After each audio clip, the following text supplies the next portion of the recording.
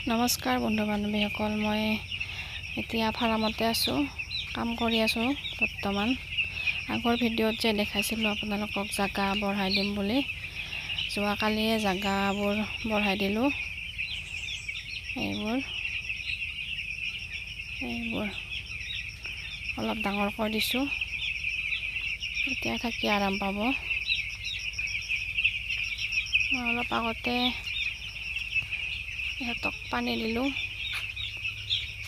দেখিছেনে আমাৰ পানীৰ টাংকিটো, ইয়াতে মেডিচিন পানী জমাওঁ। আগৰ ভিডিঅ'ত আপোনালোকক কৈছোঁৱে।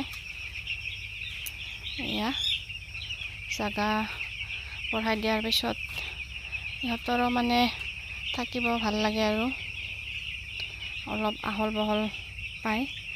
এইবিলাক আৰু লাহে লাহে এনেকৈয়ে বঢ়াই থাকিব লাগিব। আজি মোৰ ঢেৰ কাম। ইহঁতক দানা দিলোঁ, পানী দিলোঁ, তাৰপিছত আপোনালোকক দেখুৱাই আছোঁ। এইবিলাক দেখিছেনে? এইবিলাক হৈছে দানাৰ বাচন। এইবিলাক ভাবিছোঁ আজি ধুম বুলি, মানে চব বস্তু বাহিৰত উলিয়াই লৈছোঁ আৰু এতিয়া লাহে লাহে ধুম। কি খবৰ আপোনালোকৰ? খবৰ চাগে ভালে।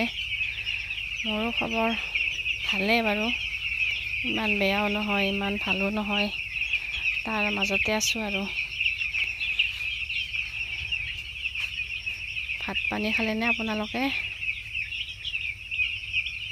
এতিয়া মই ভাবিছোঁ,